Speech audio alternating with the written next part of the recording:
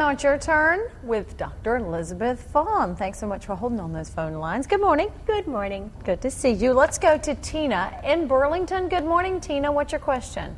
Good morning. Good morning. My question is, my daughter's 17, and when she gets her period, she throws up.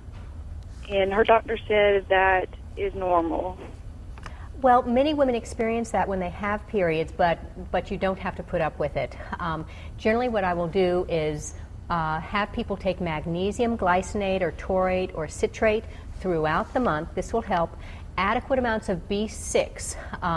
That means 50 milligrams, 100 milligrams, even up to 250 milligrams of B6, especially during the PMS period. And then the last thing that will frequently help that is evening primrose oil, taking 3 grams a day throughout the month. It'll help with PMS, and it should help with the nausea and vomiting that she experiences. The magnesium is key. You can go up to 1,000 milligrams if you need to, as long as you don't get diarrhea. We have Laura on the phone from Advance. Good morning, Laura. Good morning. Thank you for taking my call. Good morning. I'll make this quick. I'll try to make this quick. I'm 41 years old, and I have, in the last 2 months, experienced a very sudden weight gain, like 20 pounds. Mm-hmm. I went to the doctor, had a physical, had the blood work because I thought it might be thyroid.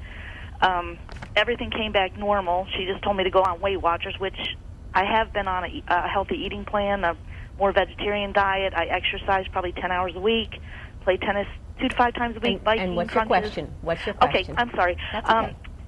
What could be causing this? I think I might be experiencing maybe hormone, or could it be thyroid? I've been taking vitamins, but my blood pressure has been through the roof.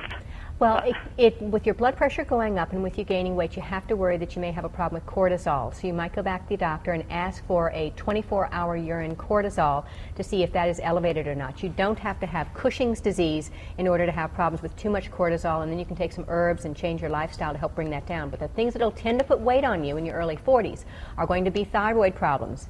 And there are lots of things that can cause you to have thyroid problems, even if the numbers are quote-unquote normal. Also, having too much estrogen on board can do it, and cortisol. So I would try to pursue those things and get some help doing it. Let's go to Winston, where Lynn is standing by. Good morning, Lynn. Good morning. Good morning.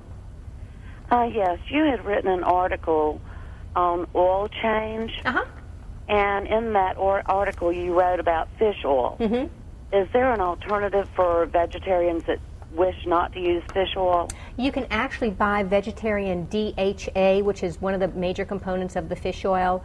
You can buy that. It's expensive. It comes from algae, and that's where the fish get it from. They get it from algae. You'd have to look around for it. I can't tell you a brand name, but it is available. The other thing that you can take is flax oil, because flax oil will also be made into the other fish oil, EPA, that you need.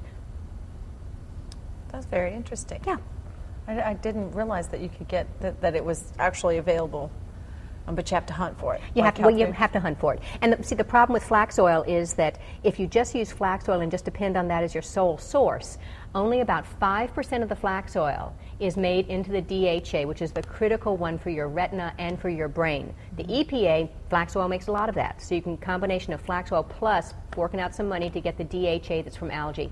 All right, let's go to a store in Greensboro. Good morning. Good morning. Good morning. I saw your segment about the medicine, the estradiol. Estriol? Mm-hmm. Yeah, I take that, and I'm wondering how that's going to affect me, and what do I do from there? Well, hopefully what's going on with the government right now is much to do about nothing.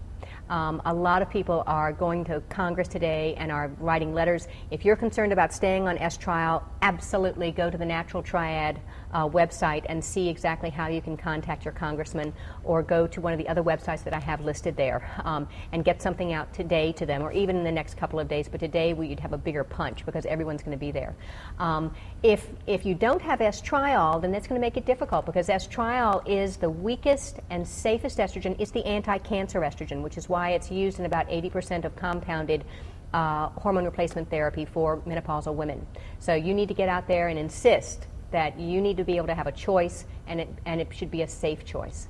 All right. Thank you all for calling in, and thank you for sticking around and answering their questions. Thank you so much. Great questions.